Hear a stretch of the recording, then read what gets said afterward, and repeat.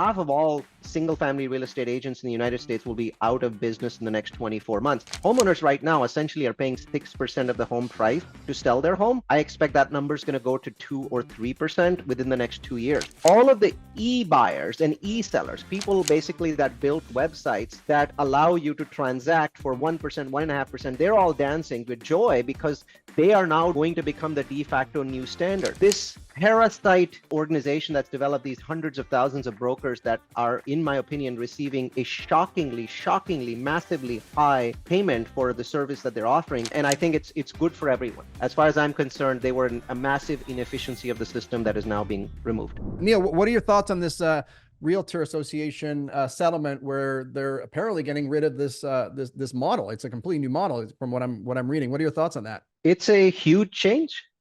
So first, for anyone that doesn't know, the National Association of Realtors has basically agreed to disband the 3+3 commission system, which, you basically, if you put a property up on MLS, you had to offer 3% commission to the broker that was bringing in the client. You no longer have to do that from July next year, or I think it's March next year, something like that. So what this means is this Parasite organization that's developed these hundreds of thousands of brokers that are, in my opinion, receiving a shockingly, massively high payment for the service that they're offering, that will just simply vanish over the next 2 years. It's going to go the way of the dodo. So firstly, I expect that half of all single-family real estate agents in the United States will be out of business in the next 24 months. The second impact is to the positive impact is to the homeowners. Homeowners right now essentially are paying 6% of the home price to sell their home. I expect that number is going to go to 2 or 3% within the next 2 years. So they're basically, their cost of selling is reduced, which means that more homes are going to be sold. They're more liquid assets now. That 6% has gone to a more reasonable, call it 2 to 3%.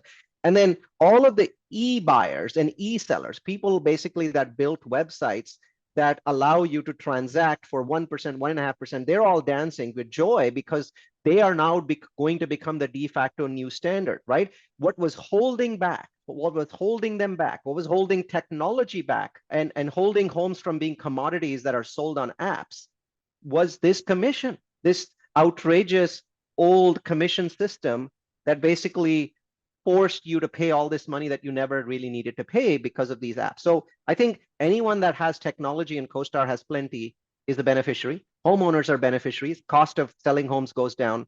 And a parasitical industry finally, 20 years after it should have, when the airline, travel agent industry was disbanded, this is when they should have happened 20 years ago. But now it's finally going to happen. And I think it's good for everyone. As far as I'm concerned, they were a massive inefficiency of the system that is now being removed. One of the concerns that I saw, which I was trying to think through this argument over the weekend, is that because of this shift in the model, you are likely to lose a lot of real estate agents. It's, to some estimations, maybe half of the real estate agents may be gone.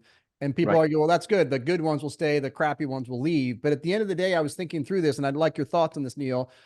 Anytime you have a reduction in supply of something like services, then that generally means one of two things. Either the price of that service is going to go up or the quality of that service is going to go down.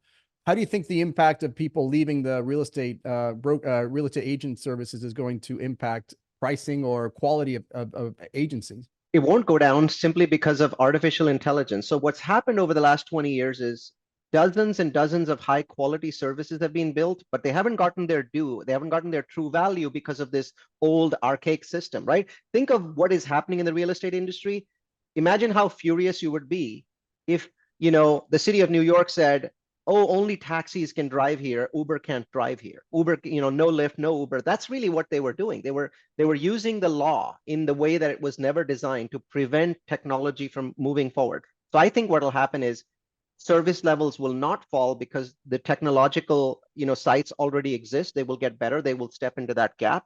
I don't expect that we'll see any level of reduction of service. If you'd like to join us live on these episodes and have a chance to get your specific question answered, you can simply go to realestatesyndicatorlive.com and register to be live on the show. Hope to see you then.